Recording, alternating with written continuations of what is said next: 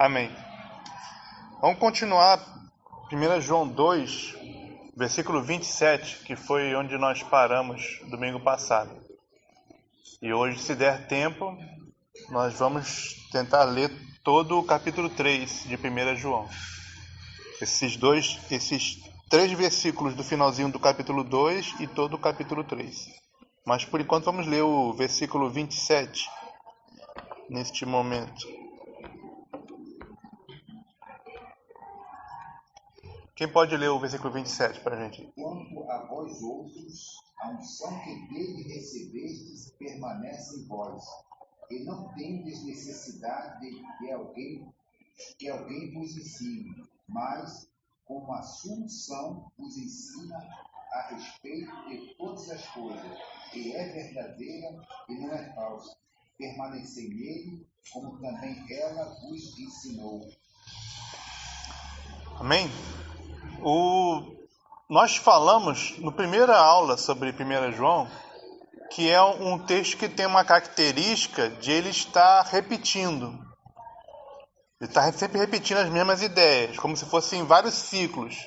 Ele fala dos assuntos de amor a Deus, amor ao próximo, crer em Cristo, viver uma vida santa e rejeitar os falsos mestres. Aí depois volta a falar, rejeitar os falsos mestres, amor a Deus, amor ao próximo, crer em Cristo, vida santa. É uma característica de repetição para os ouvintes guardarem. Né? É uma doutrina simples e repetida para ela ser bem fixada naqueles que estão ouvindo. Então a gente fala aqui no versículo 27 de um assunto que nós já falamos, que é o apelo dele, de João, ao Espírito Santo que está no coração das pessoas para quem ele escreve.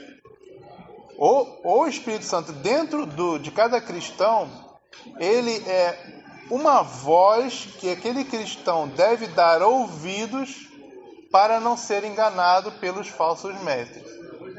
Conforme nós já falamos também, a ênfase de todo falso mestre é ele estar acrescentando, ele estar complicando, tornando complexo, difícil de entender a doutrina cristã para que as pessoas dependam dele. Nunca um falso mestre, uma seita, ele vai pregar um evangelho simples. Porque se for um evangelho simples, as pessoas não precisam dele. Toda seita, todo falso mestre quer que as pessoas dependam dele. Certo? Que seja assim, ele seja o mediador entre Deus e os homens, que as pessoas precisem dele, que ele seja o canal de Deus, para as pessoas se apegarem a ele e ele ser o centro das atenções. Mas João, mesmo sendo apóstolo, ele não apela para isso aqui. Ele diz que ele confia que o Espírito Santo, dentro do coração daqueles convertidos, vai estar firmando eles na base, né, nas coisas básicas do Evangelho, para eles não serem desviados. Então é disso que ele está falando. A unção que vós recebeste dele fica em vós e não tendes necessidade de que alguém vos ensine. Certo? Nas coisas básicas, nas coisas necessárias para a salvação, o Evangelho é uma coisa simples que qualquer um pode entender, e o próprio Espírito Santo, dentro do convertido, ele vai segurar ele naquelas coisas básicas, né? De que Cristo morreu pelos nossos pecados, quem crê nele será salvo. E aí, a partir desse momento, eu devo viver para Cristo, para fazer a vontade de Cristo. Isso é uma coisa simples, certo? Não preciso de grandes conhecimentos teológicos para eu me apegar a essas verdades simples e ser salvo por elas. Mas quando vem o falso mestre, quando vem a seita, eles inventam um monte de regras, um monte de doutrinas que, sem isso aqui você não vai ser salvo. Eles vão acrescentando, para que as pessoas dependam deles.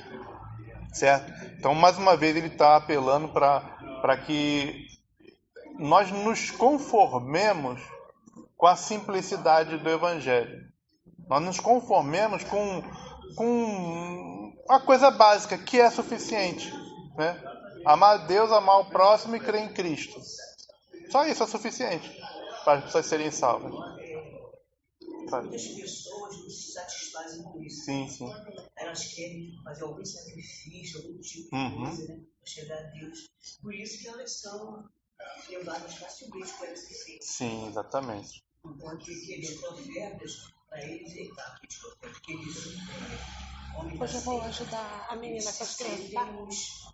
verdadeiros semideuses. Sim, exatamente. A pessoa pensa que está perto de Deus, né? Exatamente, mas não precisa. Não precisa. Então o João fala aqui em 1 João 2, versículo 27. O Espírito Santo está dentro de vocês, para guardar vocês nessas coisas necessárias para a salvação. Até a gente pode ter esse entendimento. As coisas necessárias para a salvação são simples, são fáceis de compreender.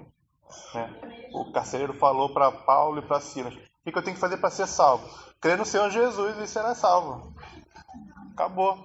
É uma coisa simples. Né? Existem doutrinas mais elevadas para se conhecer? Existem.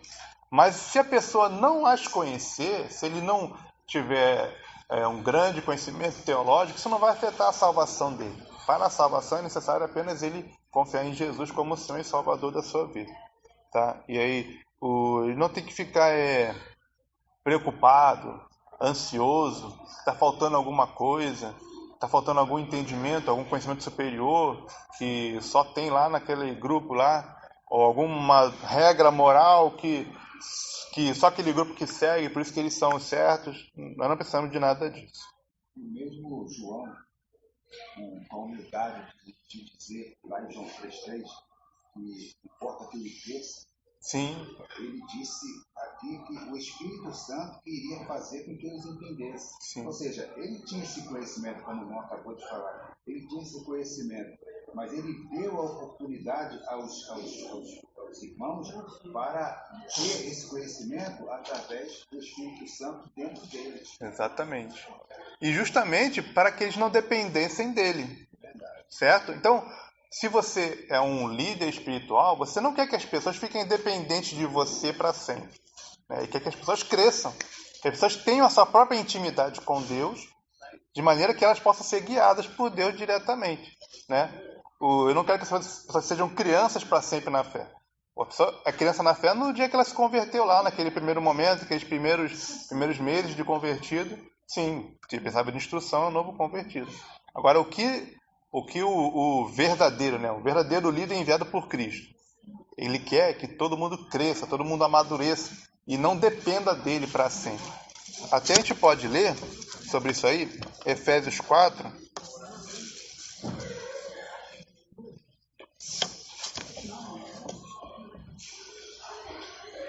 do versículo 11 ao 13. Efésios 4, do 11 ao 13. Reforçamos então esse objetivo dos ministérios, né, dos ministros que Cristo levanta na igreja. Efésios 4, do 11 ao 13. Isso aí. E ele mesmo concedeu uns para apóstolos, outros para profetas, outros para evangelistas e outros para pastores e mestres, com vistas ao aperfeiçoamento dos santos, para o desempenho dos seus serviços, para a edificação do corpo de Cristo, até que todos cheguemos à unidade da fé, pelo pleno conhecimento do Filho de Deus, a perfeita varonilidade, à medida da estatura da plenitude de Cristo. Então, ele deu apóstolos, profetas, evangelistas, pastores e mestres, para quê? Qual é o objetivo do ministério dessas pessoas? No versículo 12, para quê? Para o aperfeiçoamento dos santos. O que isso quer dizer? Para os santos, né, para os convertidos, ficarem meninos espirituais para sempre? Não, para eles crescerem. O objetivo do ministério é fazer as pessoas que estão ministradas crescerem e amadurecerem como cristãos. Não ficarem dependentes de homens eternamente. E aí no 13 ele fala: até que todos cheguemos à unidade da fé, ao conhecimento do Filho de Deus e a varão perfeito, à medida da estatura completa de Cristo. Então quem é que tem que se tornar varão perfeito? Ou seja, quem é que tem que se tornar um adulto na fé? Todos. Todos. No versículo 13 fala: todos têm que chegar a ser adulto. Né? A pessoa não é para ficar infantil para sempre. Não pode comer o sonho. Só um bebezinho que, exatamente, que só toma leite. Não pode ser assim. O objetivo do ministério é que todos amadureçam. E aí, por isso que ele pode fazer isso que ele fez no versículo 27. Ele apela para a própria experiência daqueles irmãos que eles têm com Deus. Esse é o objetivo do ministério dele. Que sejam pessoas que tenham sua própria comunhão com Deus, sua própria intimidade com Deus, a ponto de essa intimidade não vai deixar ela ser enganada pelos falsos mestres. Certo? Vamos então agora, 1 João 2, 28. Pode ler, por favor. 1 João, capítulo 2, versículo 28.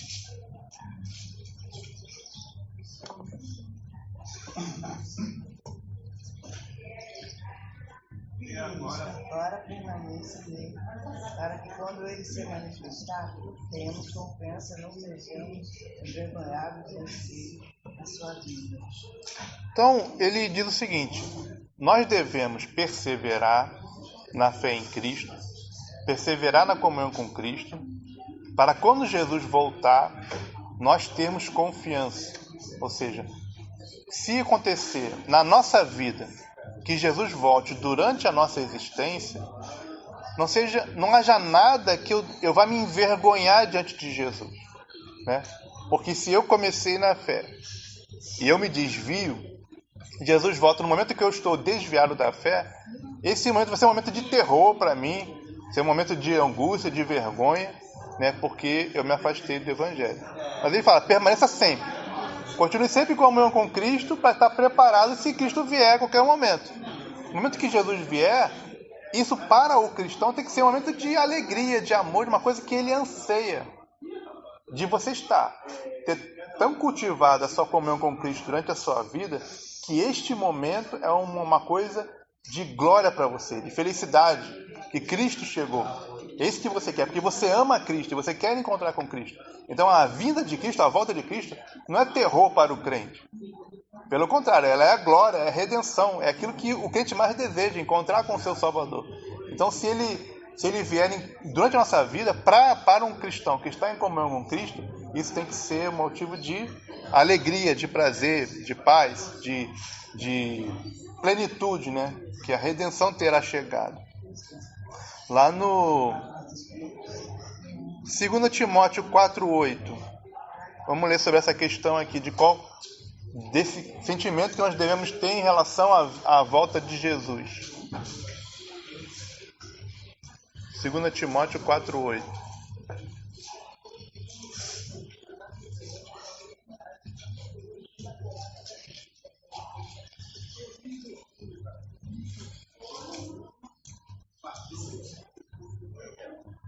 Mesmo esquema sempre. Quem achar pode sempre ler. Agora, a coroa da justiça me está guardada, a qual o Senhor, reto juiz, me dará naquele dia, e não somente a mim, mas também a todos quantos amam a sua vida. Então, a vinda de Cristo, ela é o momento de coroação do salvo.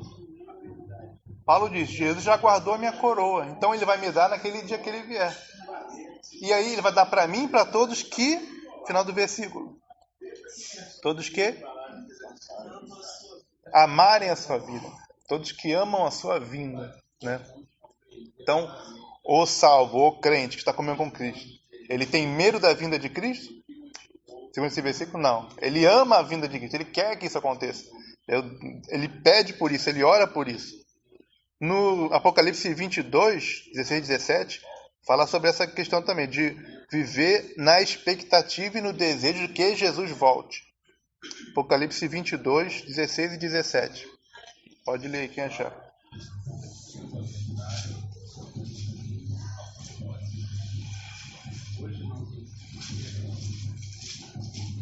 Apocalipse 22, 16 e 17.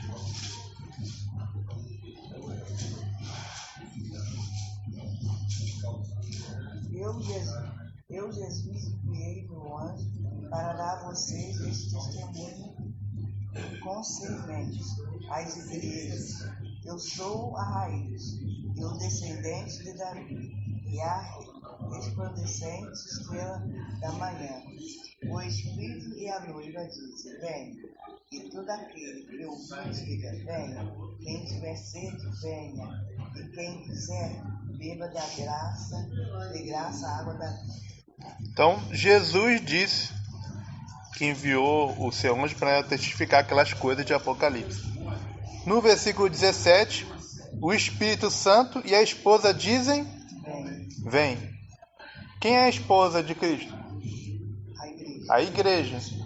Então, o Espírito Santo diz para Jesus, venha Jesus, vem. E a igreja diz, vem. Então, isso é uma descrição de um desejo que ele venha. Não é que está com medo de Jesus voltar, ou que quero que ele venha depois, ou espero fazer alguma coisa aqui antes de vir. Não, eu quero que ele venha. Eu desejo que ele venha. E aí ele apela de outra forma também. Quem está ouvindo essa mensagem de Apocalipse, diga vem. Né? Entre nesse tipo de relação com Cristo, que você ama tanto a Cristo que você deseja que ele venha. Quem dera que venha hoje, quem dera que venha agora. Por causa do transbordar do seu amor a Jesus Cristo. Então, a vida cristã normal, ou a ideal, que está sendo descrita nessas passagens, é uma vida que anela pelo encontro com o seu Salvador. Daquilo que você experimentou na sua salvação e está experimentando na sua vida redimida, ser algo assim tão precioso para você, que você, por isso, cada dia você ama mais ao seu Salvador. E por você amar o seu Salvador cada vez mais, você deseja encontrar com ele. Então, se ele vier, vai ser o seu encontro com o seu Salvador. É uma coisa que você quer que aconteça. Né? Não é uma coisa que você tem medo ou que você quer que aconteça depois, lá no futuro. Não, você quer que aconteça agora. É o desejo de um ser que ama o outro. Tal como a própria ilustração da igreja como a esposa de Cristo, como a noiva de Cristo, né? Ela deseja que o casamento aconteça. Ela deseja que a união aconteça. Então, ela anseia por aquele momento ali, da data do casamento. Então, é isso que nós queremos também. Assim que nós estamos esperando Cristo vir dessa forma, como uma noiva está esperando o dia do casamento dela. Certo? Vamos para o versículo 29. 1 João 2, 29.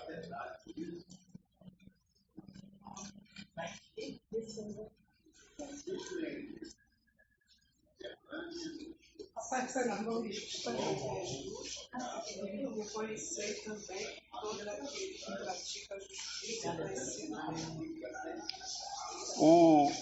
Agora, como a gente falou antes, o versículo anterior falou para nós mantermos a nossa comunhão com Cristo, para que eu desenvolva esse sentimento de que eu desejo a volta de Cristo. Mas não é só uma comunhão, né? Essa vida com Cristo que nós temos, ela tem consequências no nosso comportamento neste mundo. Tem consequências na nossa vida, na nossa moralidade, no modo como nós agimos. Né? Não é só eu orar a Jesus todos os dias, eu adorar a Jesus, louvar a Jesus. Não. Tem consequências naquilo que eu decido fazer e que eu decido não fazer. Naquilo que eu acho certo na minha vida e que eu acho errado. Porque o meu conceito de justiça vai ser aquele que eu aprendo também desse Jesus. E a consequência de eu estar em comunhão com Cristo é que, obviamente, eu desejarei agradar a Cristo na minha vida. Então, eu vou primar pela justiça em todas as minhas relações com os seres humanos, em toda a minha relação com Deus, em tudo que eu faço. Porque Ele é justo. Então eu quero agradar ao meu Senhor que é justo. Então eu quero ser justo também. Eu desejo ser uma pessoa justa para viver agradando ao meu Senhor que é justo. Então, se saber que Ele é justo, saber que todo aquele que pratica a justiça é nascido dele. Então, como eu disse, 1 João é uma carta que tem essa característica de estar sempre num ciclo, assim, está sempre voltando os mesmos assuntos. E agora vamos voltar ao assunto dos sinais do que é um verdadeiro convertido. Então, o sinal qual? De que você é justo. Você se esforça por ser uma pessoa justa. Quem não se importa em ser justo, está dando um sinal de que não é um convertido de verdade. Se nasceu de Cristo, eu deverei trazer a marca do caráter de Cristo na minha vida. É claro que nós não estamos falando de perfeição, que não existe. Ninguém é perfeito. Mas eu desejo ser semelhante a Cristo. Eu me esforço para ser semelhante a Cristo e eu me importo, né? Eu me incomodo com as coisas da minha vida que ainda não são semelhantes a Cristo. Eu examino a minha vida e vejo, tem essas coisas, isso, no meu comportamento, no meu temperamento, que estão muito distantes ainda de Jesus. Então, essas coisas eu me incomodo e eu quero mudar e eu quero melhorar, porque o meu Senhor é justo. Eu quero agradar ao meu Senhor que é justo. Então, eu seria uma pessoa que pratica a justiça, que busca a justiça, que espera estar praticando isso, né, na nossa vida, na minha vida. Justamente para eu demonstrar com isso, com esse desejo de ser cada dia mais santo, de ser cada dia mais justo, eu estou manifestando que eu realmente sou de Cristo. Né? Que não é possível uma pessoa ser de Cristo, ter recebido a nova natureza, dentro dele está habitando o Espírito Santo, e ela não deseja ser santa. É até uma contradição, porque o Espírito Santo, ele é santo, e ele está em nós para nos conduzir à santidade. Então ele vai colocar no coração do convertido esse desejo de ser cada dia mais santo. Não para ele se gabar de que é melhor do que os outros, nada disso, mas para ele agradar a Jesus que o salvou. Esse é o objetivo da salvação de Jesus. Jesus não nos salvou só para nos livrar da condenação, para a gente, quando morrer, ir para um lugar melhor. Não é somente isso o objetivo da salvação. O objetivo da salvação também é nos transformar como pessoas. Né? Também é nos fazer crescer em santidade e ser moldado na imagem dele, na imagem de Cristo. Então, o meu alvo é um alvo assim, é um alvo sublime, né? É o alvo de ser aquilo que Cristo é. Meu alvo não é ser igual ao pastor, igual ao missionário tal. E embora a gente possa ter bons exemplos para a gente admirar nesse mundo em relação a nossos irmãos, mas o alvo não são eles. O alvo é Cristo. E eles também têm o alvo Cristo como alvo. Certo? Irmão, eu vejo assim, a vontade do Pai. Sim. É que nós sejamos parecidos com o Filho. Sim, sim. Né? Porque se não for, para que então? Porque quando nós pecamos, ficamos afastados, né? E Jesus morreu foi para isso, foi para nos resgatar de volta. Sim. Sermos filhos, né? Tanto é que quando a nossa oração é ouvida, não é pelos nossos méritos, é pelo mérito do Pai. Com certeza. Filho, né? A nossa oração ouvida é pelo mérito do Filho. Vamos para o próximo versículo? Ele vai continuar esse tema ainda de que, já que nós somos de Cristo, devemos viver como Cristo e buscar ser semelhantes a Ele. No capítulo 3, versículo 1, o que diz aí? Veja como é grande o amor que o Pai nos concedeu, sermos chamados filhos de Deus, o que de fato somos. Por isso o mundo não nos conhece, porque não o conheceu. Primeiro ele fala, veja que grande amor é esse de Deus, de nos chamar de filhos. Por que ele fala isso? Que é uma demonstração de grande amor de Deus nos chamar de filhos, porque nós estamos em Cristo. Porque nós não somos dignos desse nome.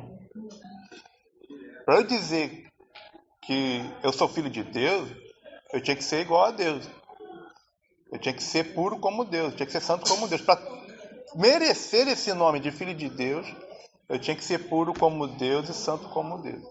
Nós não somos.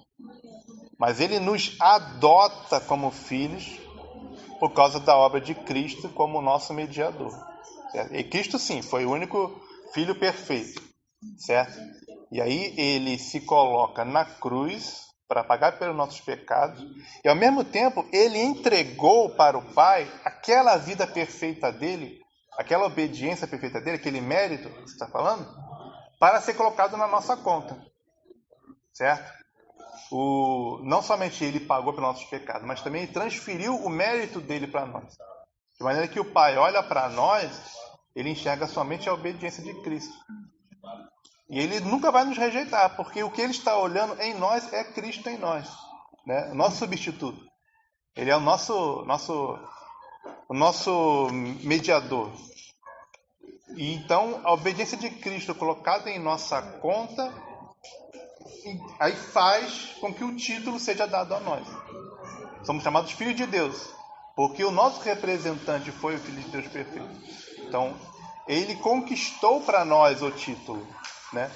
Não fomos nós que conquistamos pelo nosso esposo, pelo nosso mérito, pela nossa obediência, nada disso. Foi ele que conquistou para nós.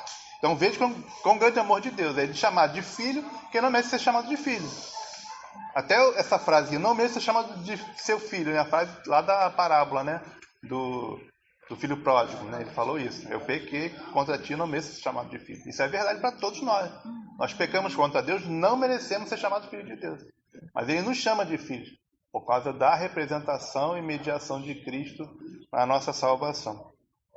E aí, o final do versículo 1 fala: por isso o mundo não nos conhece, porque não conhece a Ele. Lembrando que nós definimos em outras lições, significa esse mundo, né? Mundo. Essa palavra mundo quer dizer a parte da humanidade, a parte da criação que está em rebeldia contra Deus ainda. Quando alguém é salvo, quando alguém é convertido, ele é tirado do reino das trevas, né, do mundo, e é colocado no reino do Filho do seu amor. E aí, aquela parte da humanidade que está em rebeldia contra Deus, ela não reconhece, ela não entende, não vê sentido em muitas coisas da vida daquele que é convertido. Muitas coisas do seu comportamento, do seu modo de falar, dos seus valores, da sua visão de vida, eles nem compreendem, porque eles não conhecem o Deus do convertido. Nós vimos no versículo anterior, você quer ser justo, você quer ser santo, para agradar ao teu Senhor, que é justo e que é santo. Agora, o mundo, os seres humanos que são rebeldes contra Deus, eles não se importam em serem justos, não se importam em serem santos, justamente porque eles não conhecem a Deus. Eles não têm intimidade com Deus, não servem a Deus, não se relacionam com Deus. Então, eles não sabem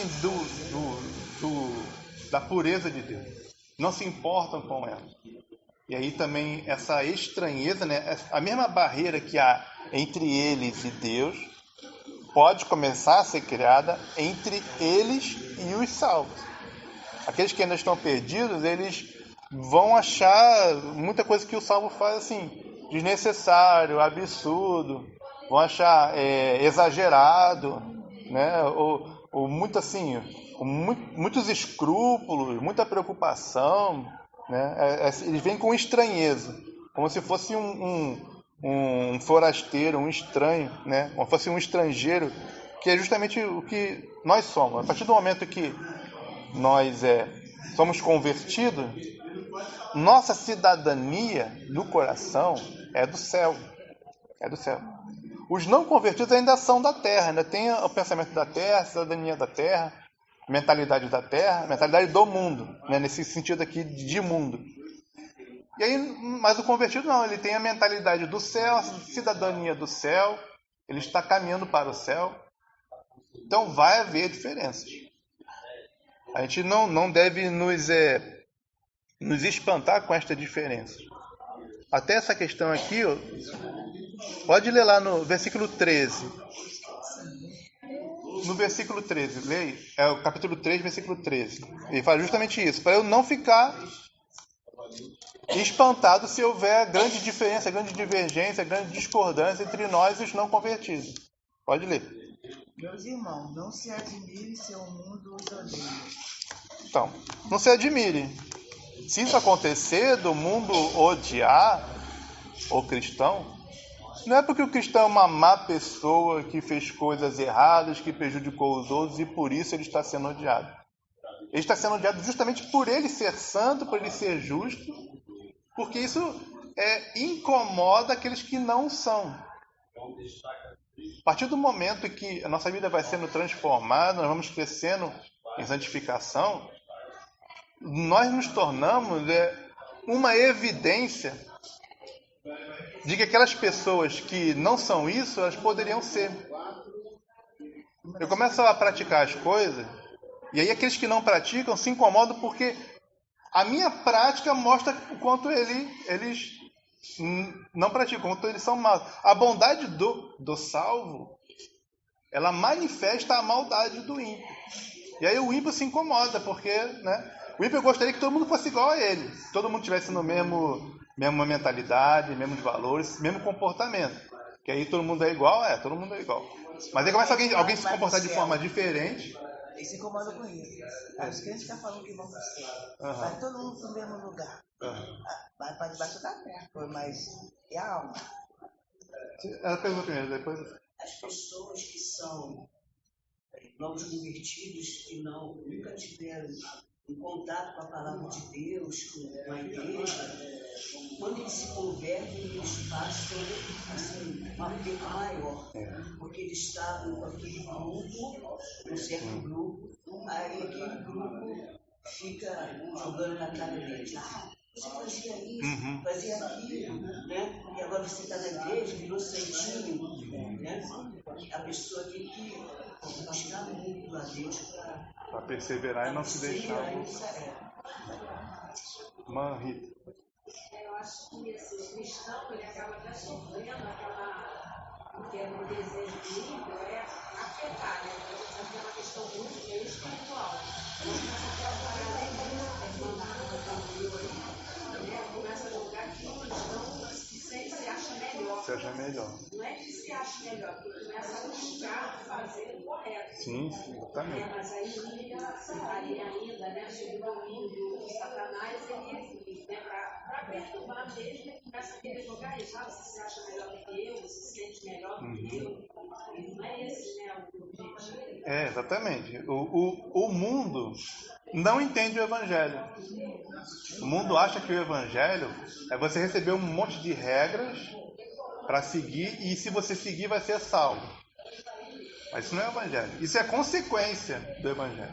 O Evangelho é eu crer que Jesus morreu em meu lugar, ele foi justo em meu lugar. E aí, porque ele me salvou, aí eu desejo agradá-lo, eu desejo agradar a Cristo. E por isso que eu tenho um comportamento diferente conforme a vontade de Cristo. Tá me perguntando primeiro, depois você fala. Não, porque eu estou usando versículo na Bíblia para a gente não se espantar. Né? Se o mundo aborrece a nós, porque eles aborreceram primeiro Jesus. Exatamente. Né? Crucificaram Jesus. Né? Então, para a gente não ficar espantado. E esse ditado que as pessoas falam, nem Jesus agradou a todos, né? Esse ditado está certo, realmente, porque se a questão fosse, né, de você ser bom e o mundo te admirar por você ser bom, não teriam matado a Cristo. Eles mataram a Cristo justamente porque Cristo era bom demais e eles odiaram que existisse alguém melhor do que eles, certo? Então, infelizmente, existe essa reação de que assim, quem está na impiedade não admira a bondade, né? Pelo contrário, ele se incomoda porque a bondade dos outros manifesta o quanto ele é mau. Né? Quer falar? Quando a gente se converte, né, a gente somos separados de Deus, né? Aí as pessoas do mundo falam que a gente quer ser santinho, quer ser melhor do que as pessoas, não quer se misturar. Inclusive na casa da minha tia tem isso, eles velhos, moça, vem pra cá, eu falei, não, quando eu vou lá, eu fico na sala, separada, né? Liga a televisão, mas o som é alto, eles lá bebendo. Aí, como a Graça falou, eles falam que quando a gente morrer, vai todo mundo pro mesmo lugar. Mas a palavra de Deus fala que vai haver a diferença. Que vai.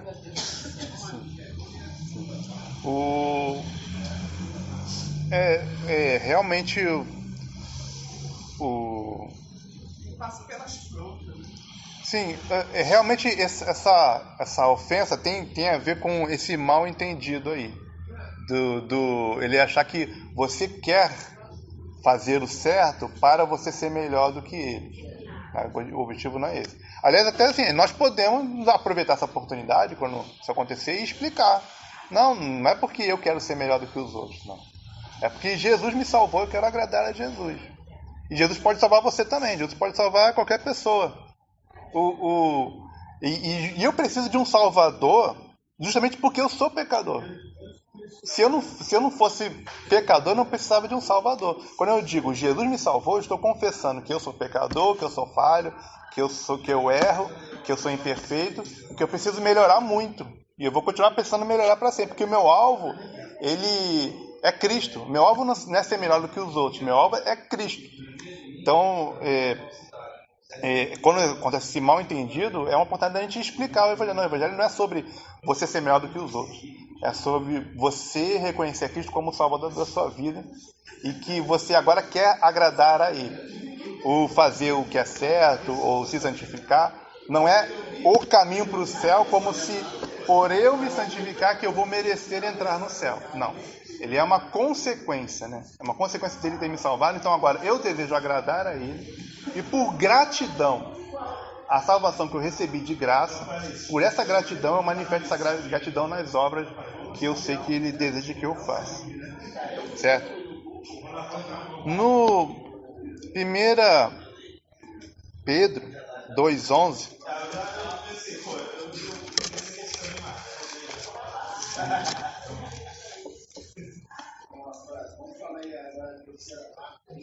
e o versículo 12, nós podemos ler a descrição dessa realidade aí.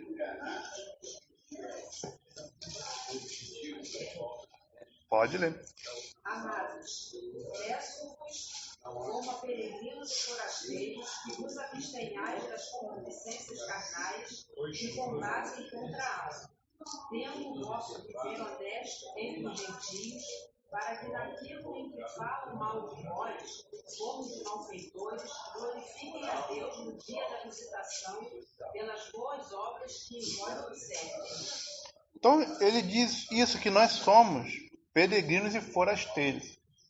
Um peregrino é alguém que está em viagem. Se alguém chegar aqui dizendo, eu estou peregrinando, você sabe que ele não vai ficar morando aqui, definitivamente. Ele só está passando. E assim somos nós nesse mundo. Nós recebemos a cidadania celestial e nós estamos apenas passando por este mundo. Nós estamos indo em direção ao reino de Cristo. E aí, se eu sou peregrino, se eu estou de passagem, se eu sou um estrangeiro, eu sei que as pessoas não vão me compreender, porque eu tenho outros costumes. Você imagina quando vem um imigrante de outra cultura, de outro país, né? Como ele tem uma língua diferente, ele tem hábitos diferentes, né? Ele tem uma cultura diferente, ele é todo diferente, porque ele é um estrangeiro. Então a comparação é essa, nós somos estrangeiros. Aí vem a pessoa que você nem... Ele não sabe falar a língua portuguesa, então há um estranhamento entre nós e a pessoa estrangeira. Então é esse tipo de estranhamento que vai haver conforme nós vamos nos tornando semelhantes a Cristo, vamos crescer em santidade, vai haver cada vez mais estranhamento entre aqueles que não estão no mesmo caminho, né? Mas quem está no nosso caminho nos entende. Quem está no mesmo barco, nossos irmãos em Cristo, eles nos entendem. E eles, em certa medida, eles passam pela mesma coisa que nós estamos passando, né? De não ser compreendido pelas pessoas ao redor, as pessoas não entenderem aquilo que nós decidimos não fazer ou decidimos fazer, e de haver essa diferença, né? Essa grande divergência, né? De valores, de visão de vida. Mas faz parte.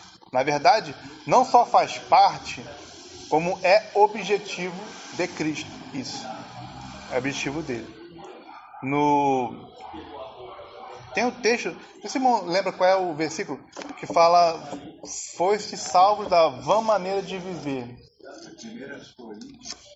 Deve ser 1 Pedro, só não sei qual é o... Vamos achar aqui, rapidinho. É 1 Pedro em algum lugar aqui. Certo.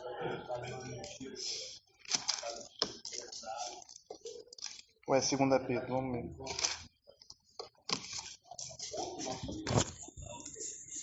Rapidinho.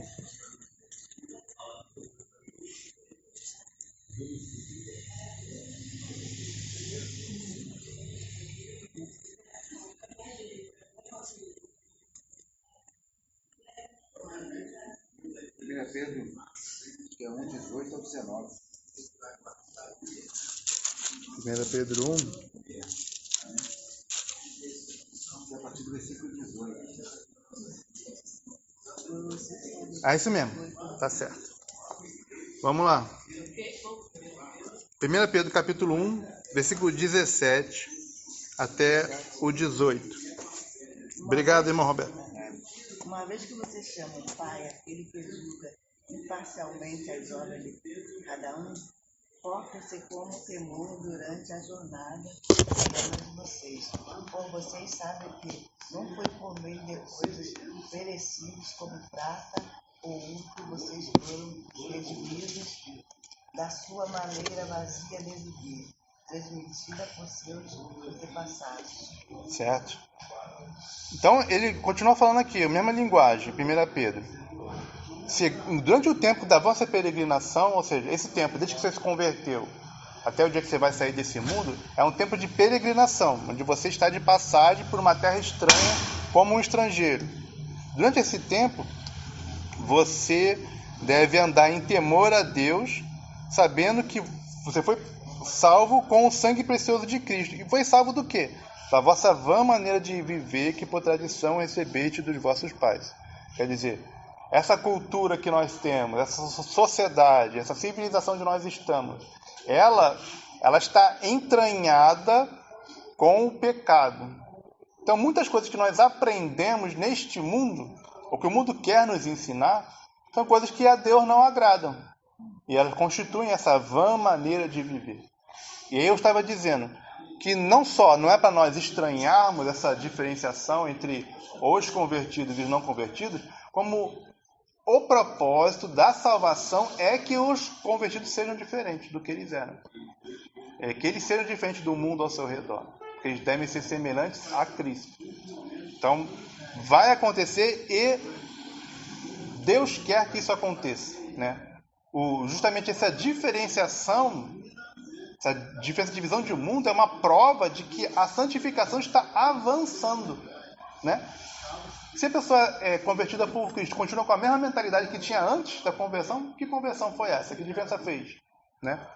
Então, justamente, conforme a santificação for avançando, vai aumentando a diferença entre o convertido e o não convertido, e pode acontecer, estamos sendo alertados pela palavra, que o não convertido se volte contra ele, o prejudique, o persiga, o zombe dele, né? Se afaste dele, justamente pela diferença de visão de mundo. Lá em Provérbios 29, versículo 27, fala sobre essa questão aí.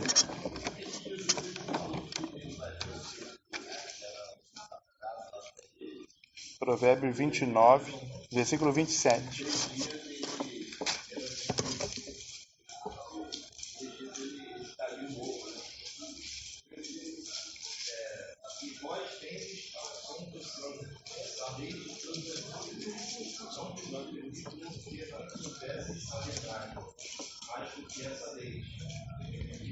Vamos, Provérbios 29, 27.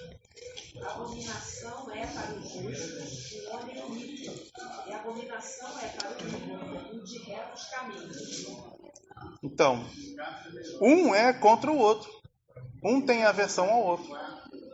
Assim como a pessoa que deseja a santidade tem aversão aos que odeiam a santidade, que amam o pecado, aqueles que amam o pecado têm aversão aos que desejam a santidade.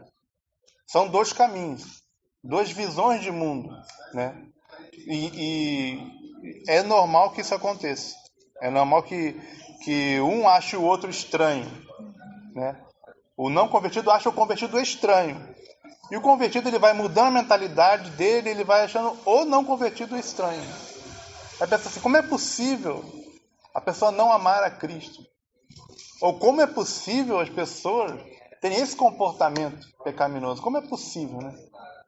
Até, ou você, olhando para você antes da conversão, você também vai pensar assim, como é possível ter tido aquele comportamento? Como é possível ter feito aquelas coisas? Não entendo hoje.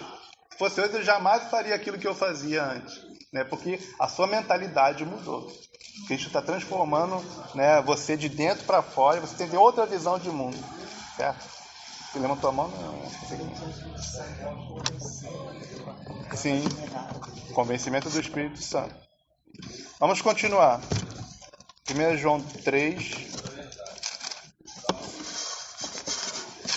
Vamos ler até o versículo 7. 1 João 3. Não, pode ler do 3 ao 9. 1 João 3, do 3 ao 9. Todo aquele que nele tem esta esperança, purifica-se a si mesmo, assim como ele é puro. Todo aquele que pratica o pecado, transgride a lei. De fato, o pecado é a transgressão da lei. Vocês sabem que ele se manifestou para tirar o nosso pecado, e nele não há pecado. Todo aquele que nele permanece não está no pecado. Todo aquele que está no pecado não o viu nem o conheceu. Filhinhos, não deixe que ninguém vos engane. Aquele que pratica a justiça é justo, assim como ele é justo. Aquele que pratica o pecado é do diabo, porque o diabo vem pecando desde o princípio.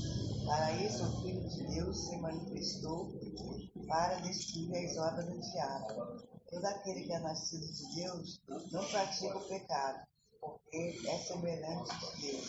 Permanece nele, e ele não pode estar no pecado, porque é nascido de Deus. Aqui é importante a gente explicar a questão sobre a prática do pecado. Em algumas traduções anteriores, versículo 9, por exemplo, estaria escrito assim, qualquer que é nascido de Deus não peca, né? Então, é uma tradução, na verdade, imprecisa. A melhor tradução é que fala assim, não vive na prática do pecado, ou não vive pecando, né? Porque o próprio texto de 1 João, lá no capítulo 1, diz que se dissermos que não temos pecado, enganamos a nós mesmos. Nós precisamos reforçar isso aqui para não haver um mal entendido. Ele não diz que quem nasceu de Deus nunca vai pecar, mas ele não vive pecando, não vive na prática do pecado, né? Quem nasceu de Deus pecará eventualmente por força da sua própria imperfeição, porque ele é convertido, mas não se tornou perfeito instantaneamente. Ele entra num processo de santificação gradual, de estar melhorando a cada dia, estar se aproximando de Cristo a cada dia, certo? Então ele pecará eventualmente pela sua imperfeição que ainda existe nele.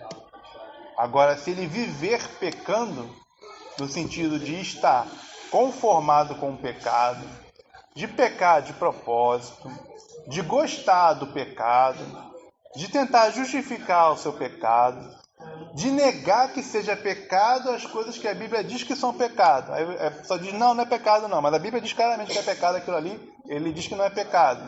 Aí ele está entrando nisso aqui. No viver na prática do pecado e se assemelhar ao diabo, que é alguém que ama o pecado. Certo?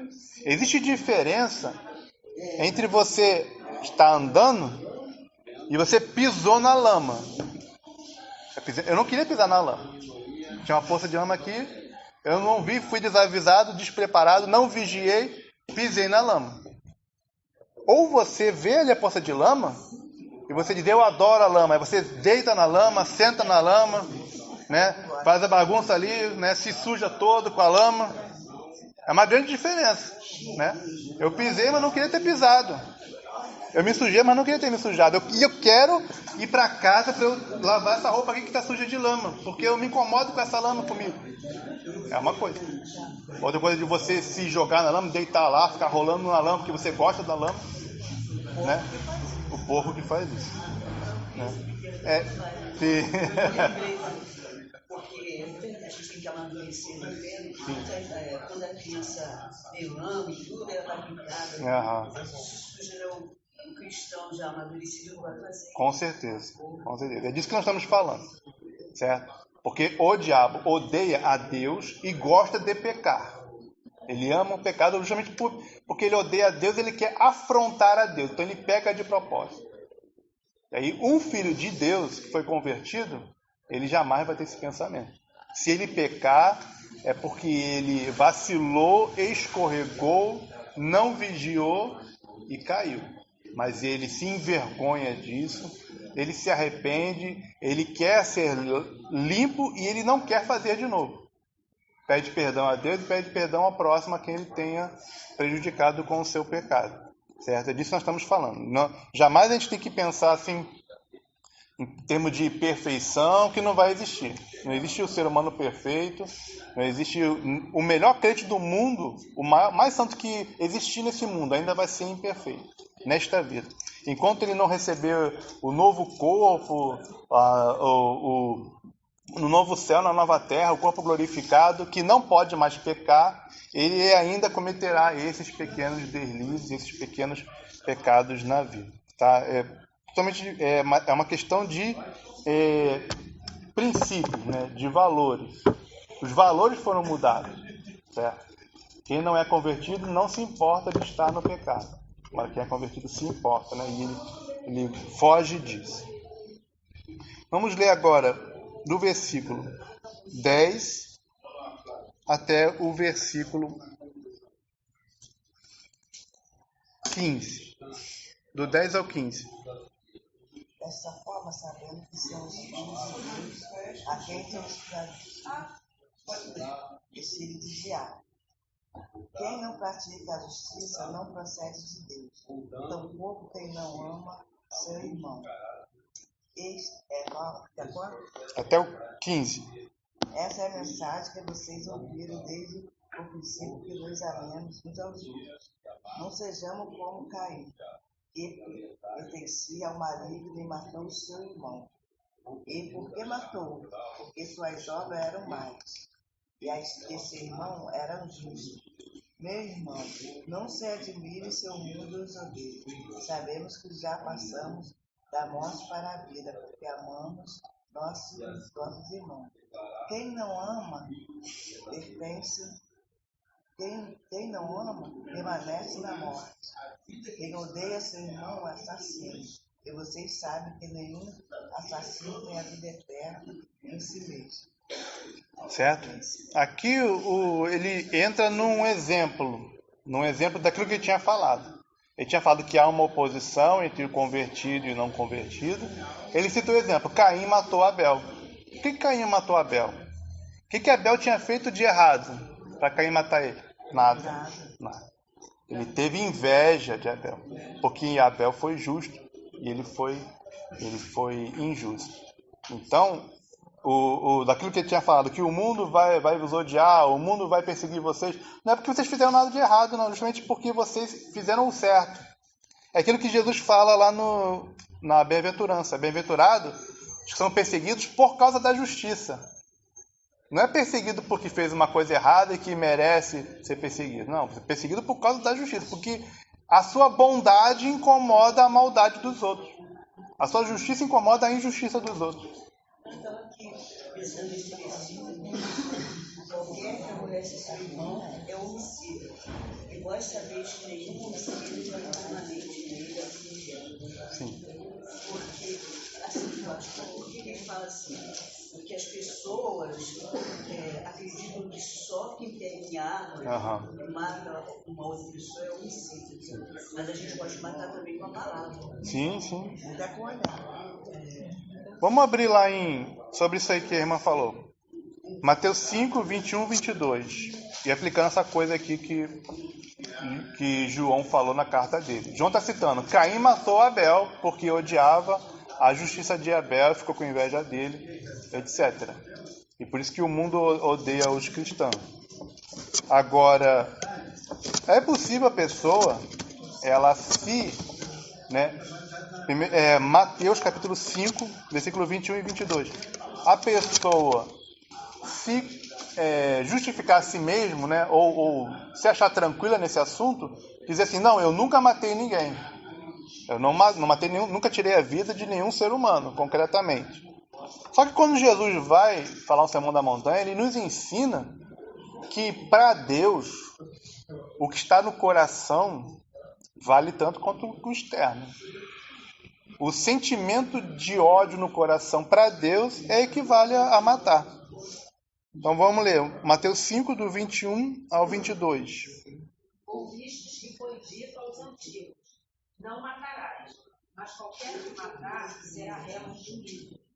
Eu, porém, vos digo que qualquer que sem motivo se encolerizar contra seu irmão será réu de juízo. E qualquer que chamar seu irmão de raça será réu do sinédrio. E qualquer que lhe chamar de louco será réu do fogo do inferno. Isso que João falou na carta dele, quem odeia seu irmão é homicida. Está escrito isso em 1 João 3,15, nós acabamos de ler. Ele está fazendo referência a esse ensino de Jesus aqui. Não matou concretamente, não tirou a vida física do corpo de uma pessoa, mas odeia ele, é homicida também, é o mesmo pecado. Porque você não tem a prática, né, do matar, tirar a vida, mas tem a raiz, que a raiz é o ódio. Antes do assassinato tem o ódio. E você já tem o ódio. Então, para Deus, não importa se você só tem a semente ou já tem o fruto completo do pecado. Para Deus, o seu coração não está em ordem. Você está com aquele sentimento que ele, sendo desenvolvido, levaria ao assassinato. Né? Se não houvesse, às vezes a pessoa, se não tivesse uma educação, se não tivesse medo das consequências, né, da sociedade, vou ser preso, vou perder o que eu tenho e tal. Tem muitas coisas que envolvem ela que se tornam freios para ela não executar aquilo que está no coração dela, né? As consequências do que ela faria. Mas Deus está olhando no coração dela. Também, mesma coisa. Pode falar. Não, mas pode detalhar. Porque lá é seguir, no próprio Sermão da Montanha, depois de Jesus falar isso. Não matou, mas odeia. Para Deus é a mesma coisa, está pecando também. Aí ele fala assim, como o irmão Roberto citou. Também fala assim, não adulterou, não executou o ato físico aí, mas cobiça no coração. Para Deus é a mesma coisa. Para Deus é pecado também, porque antes do concreto tem o pecado lá no coração. Então você já está com o pecado no coração. E Deus se importa, né? É com o coração. Já olha com o desejo, né? Sim. Já trata assim. Deus, ele olha justamente no coração. Não é como nós que olhamos o exterior da pessoa e não sabemos o que passa. Exatamente. No coração daquela como aquela passagem lá do Samuel ungiu um filho de Jessé. Ele olhando a aparência lá dos irmãos mais velhos de Davi, ele achou que era um daqueles. E Deus falou, não é nenhum desses aqui. Porque o homem vê o externo, mas eu olho o coração. E aí? O homem olha para trás, ele está dizendo uma mulher, quando ela passa, ele ainda olha para trás, que o Sim. homem é mais pelo que vê. Sim. A mulher tem que ter cuidado, porque a mulher é mais pelo ouvir. Sim. Então ela não pode estar deixando nenhum homem chegar perto dela, parece estar carente, está falando no ouvido dela. Umas conversinhas aí, uns elogios inconvenientes, né? Exatamente. E aí, 1 João 3,15, quando falou isso, quem odeia seu irmão é homicida, nós continuamos no tema de sinais de uma verdadeira conversão. Porque é perfeitamente possível a pessoa, ela tem um comportamento externo que você não diz nada de que tem nada de errado com ela. Você até acha ele, não, é um servo de Deus, é um crente. Porque ele vai guardando um sentimento ruim dentro do coração dele tão escondido que ninguém vê. Mas lá no coração Deus está vendo. Porque ele fala aqui, quem odeia seu irmão é homicida. E sabemos que nenhum homicida tem a vida eterna permanecendo nele. Ou seja, ele está apelando para as pessoas examinarem o seu coração para saber se são convertidos de verdade. Se odeia um irmão em Cristo, não é convertido. E não é possível ele sentir ódio por aqueles para quem o seu Salvador morreu também. E salvou também. A gente vê que Abel e Caim, né, era irmão. Então a gente vê que na própria família pode acontecer de alguém da nossa própria família invejar, perseguir, se odiar. Eles eram irmãos. Sim, exatamente. Não se iludir com essas questões aí. Então, tem ódio no coração, ódio. É um sinal preocupante em relação à verdade da conversão da pessoa. Nós não temos nada a ver com ódio. No caso, se tiver ódio, é joelhinho no chão. Sim. E pedir ao Senhor para tirar. Para tirar, porque o desejo do coração do nosso Pai é que a gente tenha um coração limpo. Sim. Né? Porque eu fico com raiva da Graça. Ela me fez alguma coisa e eu pego aquela coisinha, aí ela faz alguma coisa, aquela irmã ali, ela se acha. Aí já começa, aí aos pouquinhos, porque Satanás ele é muito esperto. Né? Vai crescendo. Ele é muito esperto. E aí daqui a vai semeando. Você vai semeando as coisinhas, pouquinho de pouquinho. Porque o pecado, ele vai rápido. Porque ele vem rápido, você se assusta, né? Sim. Então ele vem aos pouquinhos, a pouquinho hoje aqui, um pouquinho ali, um pouquinho aqui, para você, quando você vê, você já está odiando o teu irmão. Né? Sim. Quero nem ver aquela criatura. É um sinal de ódio. Você não consegue ver a pessoa sentir alguma coisa. Ou às vezes a pessoa... Um sinal do que é o ódio. Você soube que ela se deu bem, que ela conseguiu uma vitória, e você sente raiva disso, da pessoa ter conseguido uma coisa boa, isso é um sinal de ódio. Se você se incomoda com o sucesso de alguém, é um sinal de ódio. A Bíblia diz para se alegrar com os que se alegram e chorar com os que choram. E quanto ao ódio, não tem nenhum espaço na vida do crente. Porque se Jesus falou que é para amar até os inimigos, quanto mais aos irmãos em Cristo. Né? O ódio, ele é um intruso. Ele é uma farpa, um corpo estranho em nós. Né? Nós não temos... Não vem, você pode ter certeza. Se o ódio está envolvido, Deus também não está na história. O Espírito Santo não tem nada a ver com ódio. Se tem ódio na história, não tem Deus na história. É uma coisa que é do diabo, que ele deseja, né, aumentar o ódio. Aquela ira, como a vida dos irais, ou seja, quando a pessoa, por alguma razão, por algum motivo, ela se ira com alguma coisa, mas ela não deixa aquilo criar uma raiz, de ódio, para isso transformar num ódio. O crente, ele tem que pensar dessa maneira: eu não posso deixar isso crescer dentro de mim.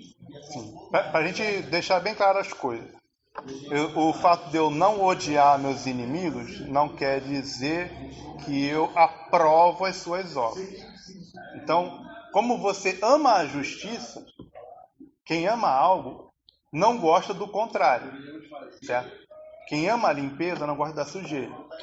Então, existe isso que o irmão falou do irai não se pequei, quer dizer o seguinte: é você se indignar com uma coisa injusta.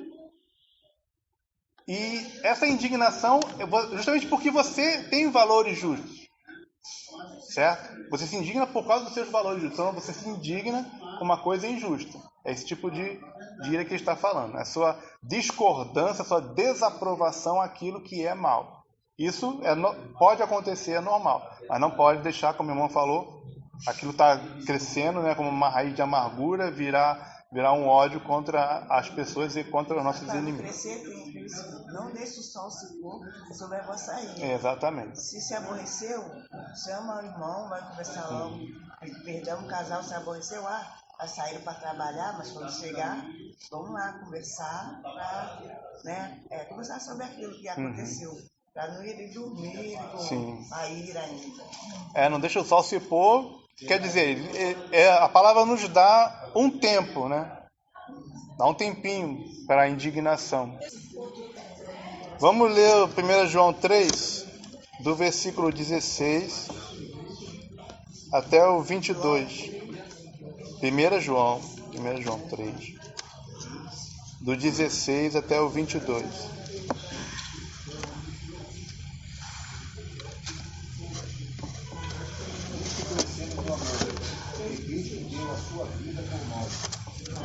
da nossa vida pelos irmãos. Ora, aquele que possui recursos deste mundo e vive a seu irmão padecer necessidade e fechar-lhe o coração, como pode permanecer nele o amor de Deus? Filhinhos, não amemos de palavras, nem de língua, mas de fato e de verdade. E nisto conhecemos que somos da verdade, bem como, perante Ele, tranquilizemos o nosso coração. Pois se o nosso coração nos acusar, certamente, Deus é maior do que o nosso coração e conhece todas as coisas. Amados, se o coração não nos acusar, temos confiança diante de Deus. E aquilo que pedimos dele, recebemos, porque guardamos os seus mandamentos e fazemos diante dele o que lhe é agradável. Então nós lemos que aquela obra de Cristo de salvação, de redenção, dele na cruz por nós, ela não é somente para ficar naquilo ali. Cristo fez por nós e acabou. Cada um de nós recebe de Cristo e é só isso. Não. O versículo 16 falou: conhecemos amor nisto. Ele deu a sua vida por nós e nós devemos dar a vida pelos irmãos. Certo? Então ele já chama aqueles cristãos que estão ouvindo ele para o outro extremo. Ele falou: se você odiar o seu irmão, é porque você não nasceu de Deus. Não só não é para odiar, como é pelo contrário. Assim como Cristo morreu por eles, você também tem que morrer por eles. Também tem que dar a vida por eles. E aí ele dá exemplo bem concreto aqui, no 17. Se você tiver bens do mundo, ver o seu irmão necessitado, lhe cerrar o seu coração, como estará nele o amor de Deus? Filhinhos, não amemos de palavra nem de língua, mas por obra e em verdade. Quer dizer, isso de amar ao irmão não é para ser só para falar. Falar essa frase, eu amo meus irmãos. Falar a frase é fácil, né? Ele diz que nós devemos provar em ações concretas de bondade, de generosidade, de empatia com nossos irmãos e ajudá-los concretamente. Quem tiver bem no mundo, ver esse irmão necessitado, não pode fechar o seu coração, né, de egoísmo. E Cristo deu o que ele tinha de mais precioso, que era a vida dele. Quanto mais nós damos coisas materiais que são menos preciosas. A gente tem que ter a visão, o valor correto das coisas, né? Que o bem material está na minha mão para ser bênção para os outros. Se eu vejo alguém necessitado, eu posso ajudar, eu realmente tenho que considerar isso como um próprio serviço a Cristo, uma retribuição a Cristo. Assim, Cristo deu tudo para nós. Por que eu não posso dar poucas coisas, né, para nossos irmãos? Na sequência, onde fala: nisto conhecemos, somos da verdade, diante dele asseguraremos nosso coração. Se nosso coração não nos condena, maior é Deus do que o nosso coração e conhece todas as coisas. Nós voltamos para a questão da consciência, né? Quem vai te dizer o que você devia estar fazendo e o que não devia estar fazendo? Né? Porque nem sempre, nem todas as situações da vida, a Bíblia escreve detalhadamente tudo o que a gente tem que fazer. Eu preciso ouvir a voz da consciência. O Espírito Santo usa a consciência, a minha consciência, para me guiar no meu caminho. E aí ele fala que eu tenho que consultar se o meu coração não me condena. Se a minha consciência está leve diante de Deus. Se eu estou em ordem diante de Deus. Né? Para eu não ter vergonha diante dele, para não ter barreira diante dele, para não haver obstáculo na minha comunhão com ele. Né?